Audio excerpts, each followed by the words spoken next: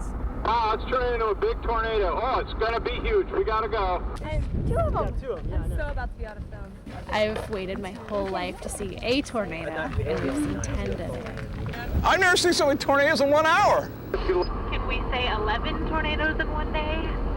11 tornadoes in one day. The most successful chase ever for a team from Ball State. Success that few have ever experienced. They covered hundreds of miles on this day. Wish TV has your exclusive look inside this wild ride. Best tornado potential. Monday, May 24th in Beatrice, Nebraska is Chase Day 13 for the group. During his 8 a.m. weather briefing, Professor Dave Arnold, or Doc as the students call him, lays out the day's potential. In this case, I think the environment is so obvious that this is going to be an outbreak day, much like we had Saturday night out here. A powder keg of weather elements are coming together, sending the group's optimism as high as some of the clouds around them, even impressing a seasoned storm chaser. Oh my Lord God, this is the end of the world right here. I have never seen this. I can't remember the last time I saw towers like that go up at 10:30 in the morning.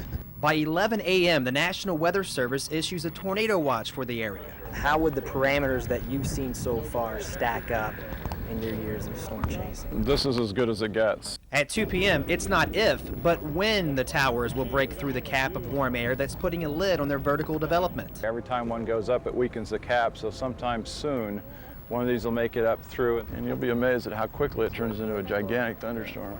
Just 30 minutes later, a supercell bursts the cap and wastes no time developing a healthy rain shaft. Yeah, it's just kicking now. Boy, this thing's gonna rotate. Now that is spectacular. But this storm had only started to amaze us. Yeah, we're gonna go south so that we can, I think the circulation's developing down a little bit over there. Got a tornado out my window at 2:30. First tornado of the day, first tornado of my life. Very beautiful, laminar tornado, very beautiful. We'll get well off the road, get out, get video. The atmosphere is so unstable, it only took 30 minutes for that supercell storm to produce the tornado that you see over my shoulder. And it's this closeness with nature that Dr. Arnold is trying to get his students to. It's a nightmare for some, but for a meteorologist, this is a dream come true. But you know what? It looks like it's getting stronger. The base widens and the tornado strengthens, along with the adrenaline rush.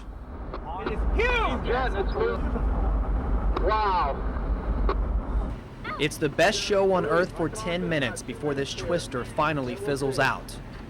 After a brief intermission, 2 more weaker tornadoes briefly touch down. Then out of our window, tornado number 4. Stopping for a closer look, we witness a rare sight. 3 tornadoes on the ground. The triplets bring our daily total to 6. Oh, that's amazing. Keeping a close eye on the triplets, we hear about the 7th tornado.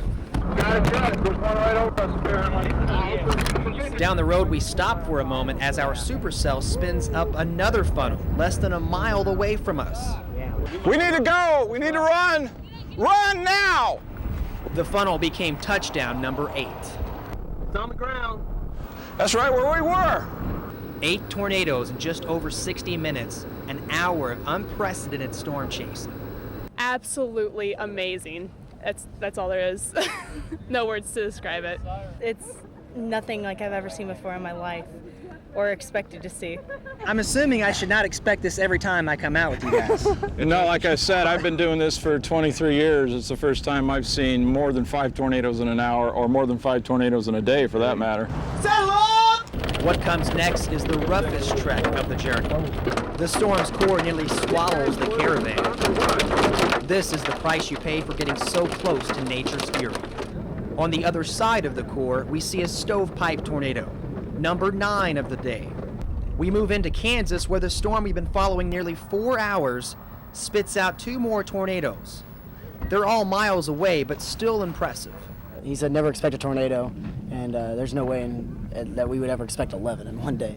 Back under the storm's base, this ominous wall cloud taunts the group with what might be Tornado 12. It triggers a tornado warning and ropey funnel, but no tornado.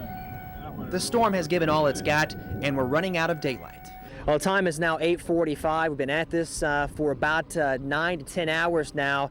We can't get to the position to see the tornado with this storm, so it's time for the light show. This trip has been probably the greatest thing I've ever done in my life.